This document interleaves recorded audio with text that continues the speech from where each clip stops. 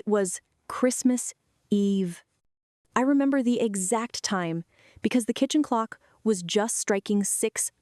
I was standing at the counter, basting the turkey one last time. When my mother called my name from the dining room, it was Janet. I listened, setting the baster down carefully because I knew that particular tone meant she had something decided to say, and I wanted to be ready for it. Before we dive in, make sure to like this video, subscribe to the channel, and drop a comment below telling me where in the world you are watching from. My name is Abigail, and at 28 years old, I had just been fired by my own mother. I carried the turkey from the kitchen, its skin a perfect golden brown. My mother, Janet, sat at the head of the table, flanked by my sister Laya and our aunt. She picked up the carving knife, sliced a piece for herself, and took a slow, deliberate bite. Her eyes, flat and cold, met mine.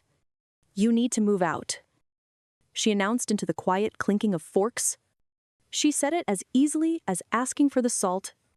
I looked at the feast I'd paid for, in the house I was saving, and I finally understood my role had expired. A strange calm settled over me. The time for shouting had long passed. "Really," I replied. My voice even, "I pay the mortgage, the bills, and the groceries." My mother just shrugged and took another bite of turkey. Her silence was the only answer I needed. I wasn't her daughter. I was an inconvenient transaction that had just been closed. I pushed my chair back. "Excuse me." My voice was a whisper. I walked to my childhood bedroom, the one with the floral wallpaper I despised, and closed the door softly. Loud displays of anger were her weapon, not mine. Silence was the only defense she couldn't twist. I sat on the edge of the bed, not crying, just feeling a profound and chilling emptiness. The story I had told myself for a year that I was a good daughter, helping her family shattered. I wasn't helping. I was being used. A cold resolve formed in the pit of my stomach. She wanted me to move out. Fine. But on my terms. I pulled out my phone. My hands were steady. I opened my banking app. I navigated to the scheduled payments section. Asterisk mortgage. 1,200 canceled. Asterisk, asterisk. Electricity, $150 canceled. Asterisk, asterisk. Gas, $100 canceled. Asterisk, asterisk. Internet and cable, $140 canceled. Asterisk, asterisk. Family phone plan, $120 canceled. Asterisk. Each click was a small, satisfying snap of a chain. Then, I pulled my dusty suitcase from the closet. I didn't pack sentiment. I packed survival, my work laptop, my professional clothes. To enough to get me through a week. I booked a room at an extended stay motel across town. The confirmation email was my proof of life. My exit would be as quiet and invisible as she had made me feel. I would wait until she was asleep. And then I would vanish from her life as completely as my money was about to vanish from her account. It all started with a panicked phone call 13 months ago. I was living in a downtown apartment I adored. A sanctuary filled with refurbished furniture and books. I had a demanding IT job. A life I had built for myself. I was happy. Then my mother called. Ragged sobs, tearing through the phone. "They're going to take the house." Abigail. She'd been laid off 6 months prior, but assured me she had savings. Ali? The savings were gone. The interviews had dried up, and she was 3 months behind on the mortgage. The house we grew up in. The one that still smelled faintly of my late father's aftershave. was on the brink of foreclosure. "I'll help." "Mom," I said without a second thought. Figuring it out meant me. The solution was simple and brutal. I couldn't afford my rent and her mortgage. So I gave up my sanctuary to save hers. I broke my lease and moved back into my teenage bedroom. "It's just until you get back on your feet," I told her. She hugged me, tears of relief streaming down her face. "You're my hero," she whispered. For the first month, I paid the arrears, set up auto payments for everything. The numbers were staggering. The mortgage was over $1,000. Utilities added a few hundred more. Groceries for 3 people were never less than $200 a week. It ate up more than half my salary. But it felt like what a daughter was supposed to do. The promises of repayment faded by the second month. Her job search ceased entirely. By the third month, I wasn't her hero. I was the household engine. And my only function was to provide money. The exploitation was a quiet poison. It started small. "Could you pick up that expensive face cream for me? It's not a big deal for you." Soon, she was hosting dinner parties where I was the unpaid chef and caterer.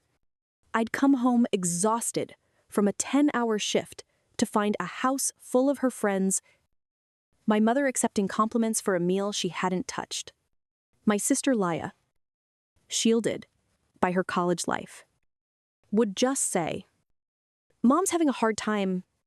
Be more patient." The gratitude curdled into resentment. My presence, the very thing keeping the roof over her head, became the source of her problems. My work-from-home days used up all the internet. I upgraded to a faster plan, a $100 installation fee, and $30 extra a month from my account. She didn't thank me, she said. Well, it's about time. The breaking point came when I took an emergency work call. The moment I hung up, she was at my door. Furious. "Do you have any idea how disrespectful you are? Some of us are trying to rest." "Mom, that was my job. The job that pays for this house." The words hung in the air. Her face hardened. "Don't you dare throw that in my face," she hissed. "This is my Time's house. You are living here under Time's? My Time's roof?" The logic was so twisted, it made me dizzy. In that moment, I realized I wasn't just a bank account. I was a scapegoat. A sponge for all her failures and rage. And I was completely saturated. The first week at the motel was silent. I expected angry calls, confused texts. Nothing. The silence was a weapon. A statement that my absence wasn't even an inconvenience. They hadn't just kicked me out. They had erased me. Then, exactly 8 days after I left, the attack began. It came as a text from Laya, asterisk. "You won't believe what Mom is telling people." My blood ran cold. Asterisk. What is she telling them, asterisk? Asterisk. She's saying you had a psychotic break at Christmas, that you screamed, you hated her, threw your plate against the wall, and stormed out because you didn't like your presents. She's telling everyone you abandoned her with all the bills. It was a masterpiece of fiction. I had left quietly to avoid this exact drama. And she had manufactured it out of thin air. Asterisk, Laya. You were there. You know that's not what happened. Asterisk. I know. Asterisk. She texted back. Asterisk. But she's so convincing. Everyone feels so sorry for her. 2 days later, the proof arrived. A call from my Aunt Carol. "Abigail," she said, her voice dripping with disappointment. Your mother is beside herself with worry. How could you do that to her? On Christmas, of all days, to scream at her like that, she loves you. Every word was a twisting knife. Aunt Carol, that is not what happened. Oh, so your mother is a liar. Now she snapped. I know you've been under stress, but this is a new low. You need to call your mother and apologize. You have broken her heart. She hung up before I could respond. Over the next few days, the fallout continued. A tearful voicemail from my grandmother. A one-line text from a cousin times, "What is wrong with you?" Times I was being systematically excommunicated based on a lie so vicious and theatrical it was impossible to defend against. My mother was brilliant. She knew the quiet, responsible one is never as compelling as the hysterical, ungrateful one. Her story made her the tragic hero. My story, the boring, painful truth of bank statements and spreadsheets, couldn't compete. In the war of narratives, she was winning. I saw her on social media, posting pictures with captions about family challenges and finding strength. The comments were a flood of sympathy. Asterisk, stay strong. Janet, you're such a wonderful mother. Asterisk, each one was another nail in the coffin of my reputation. I was trapped. I thought the war would stay within the family. I was wrong. 2 weeks after I left, I was called into a meeting with my boss, David, and a woman from Human Resources. I walked in, confused, and their grim faces immediately set off alarm bells. Abigail, please, have a seat, David said. Avoiding my eyes, the HR representative, a woman named Sharon, folded her hands on the table. Abigail, we received a rather concerning phone call this morning. My stomach clenched. A phone call. From who? It was from your mother, Sharon said carefully. She expressed a great deal of concern for your well-being. She told us you've been exhibiting some erratic behavior, that you've been unstable. I stared at them. Speechless. The air left my lungs. She couldn't. She also made some serious allegations. Sharon continued, her voice clinical. She implied you might have financial difficulties, that you had taken money from her. She said she was worried you might be a liability to the company. A liability. The word echoed in the sterile conference room. My mother hadn't just slandered me to my family. She had brought her war to my livelihood. She was trying to burn down the last part of my life that was still standing. My work was my independence, my lifeline, and she was trying to sever it. That is a complete fabrication. I stammered, my mind racing. My mother and I had a disagreement. I moved out. She is retaliating. David looked at me with a pained expression. Look, Abigail, you're a great employee, but you have access to sensitive client data. Even the hint of financial desperation or instability, we have to take it seriously. She is lying, I said, my voice shaking with a fury I couldn't contain. She is a manipulative woman who lived off my salary for a year. And when I stopped paying her bills, she did this. Sharon gave me a sympathetic but firm look. We're placing you on paid administrative leave for 1 week. Pending an internal review, we need to ensure there's no risk to the company. I suggest you get your personal affairs in order. I walked out of that office in a daze. It was the most calculated, evil thing she had ever done. She hadn't just pushed me out of the family. She was trying to push me out of society itself, to render me jobless and helpless. She wanted to destroy me completely. But as I sat in my car, The shock gave way to a cold, hard thought. She had escalated. Now, so would I. The HR meeting was a terrifying wake-up call. If my mother was willing to attack my career, there was no line she wouldn't cross. The phrase financial difficulties rattled in my brain.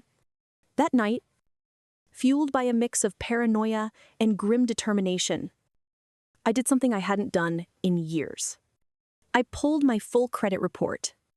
I sat at the small motel desk, my laptop glowing in the dark, and watched the report load.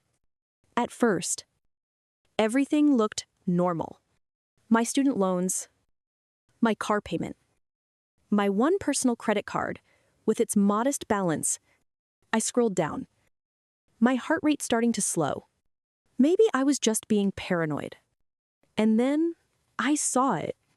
A card I didn't recognize, a major bank credit card, opened 7 months ago. My name, my social security number. The mailing address was my mother's house. My blood turned to ice. I clicked to see the details.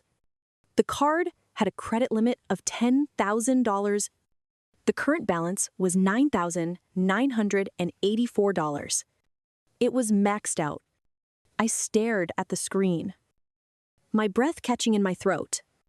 I clicked on the transaction history, a knot of dread tightening in my stomach. The list scrolled on and on. Weekly charges at a high-end grocery store I never shopped at. Purchases from expensive online clothing boutiques, charges for spa days and salon appointments. A $200 charge at a fancy restaurant on a Tuesday afternoon. It was a detailed diary of the life my mother had been living while I was working overtime to keep a roof over her head. She hadn't just been taking my monthly salary, she had been systematically destroying my financial future in secret. This wasn't just exploitation anymore. This was a crime. This was identity theft. This was a felony. The pieces clicked into place with horrifying clarity. Her desperation to control me, her resentment, her panic when I left. It wasn't just about the bills I was paying. It was about this secret line of credit she had been using as her personal slush fund. Without me in the house to intercept the mail, she risked being exposed. I felt a strange, chilling calm. The helpless rage was gone, replaced by something harder and colder. She thought she had all the power. She thought her lies were her strongest weapon.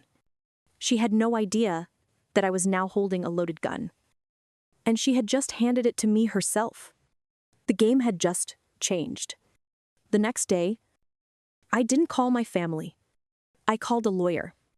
I explained the situation, from the financial support to the identity theft. He was blunt. You have her dead to rights. A felony charge for fraud is serious, especially for someone with no income. She'll face prison time. But I didn't want her in prison. I wanted justice. I wanted it to be over. What's my leverage? I asked. Everything, he said. Had drafted a quitclaim deed, a document that would transfer ownership of my mother's house times my time's house to me.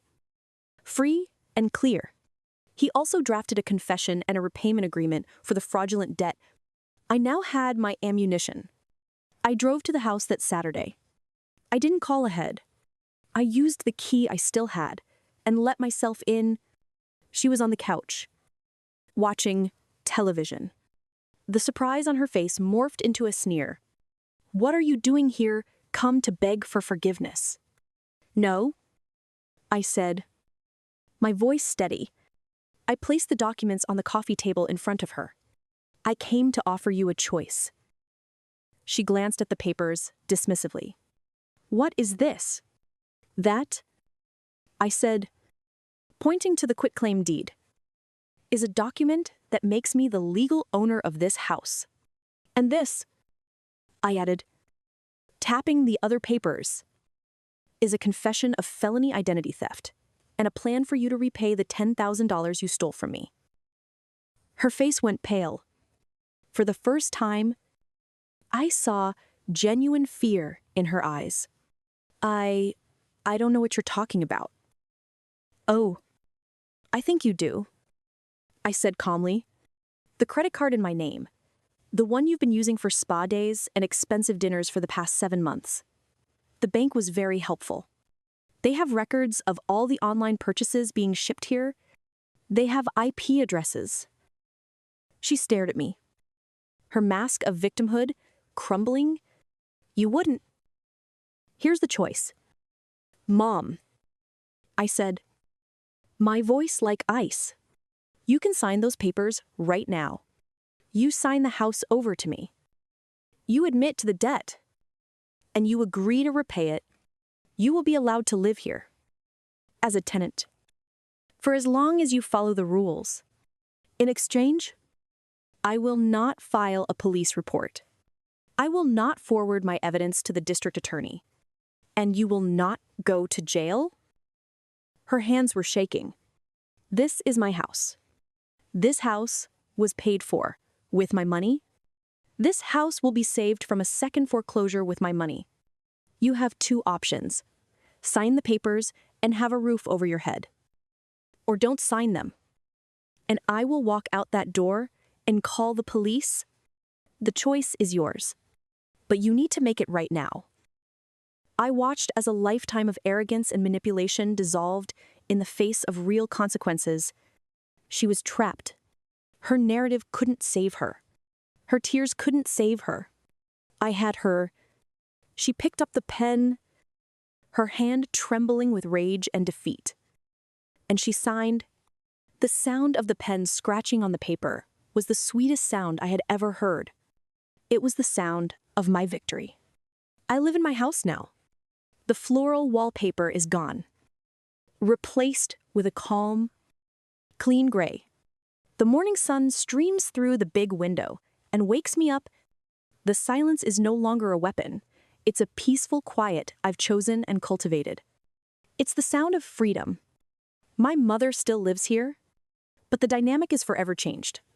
She is a tenant. The power she wielded is gone. And the quiet respect she is forced to show me is a daily reminder of the truth. My name is cleared at work. And my career is secure. I meet Leia for coffee every week. She moved out 2 months after the confrontation. Unable to stand the tense, quiet atmosphere of the house, she has her own tiny apartment and is seeing our mother for what she is for the first time. She's trying to make me the new you. Leia told me last week, it's not working. I see a strength in her now. A reflection of my own. We are finally becoming sisters. Sometimes I think about that Christmas night. For a long time, I thought the betrayal was her lies, or the identity theft. But I know now the real betrayal was that moment she looked at me over a turkey I had paid for and decided I was disposable. She threw me away with a chilling indifference that broke my heart. But it didn't break me. It forged me into someone stronger. My money is my own. My time is my own. My peace is my own. And it is more valuable than anything I lost. If you've ever had a family member twist the truth and turn people against you, leave a comment and share your story. This is a community that listens. And don't forget to like this video and subscribe for more content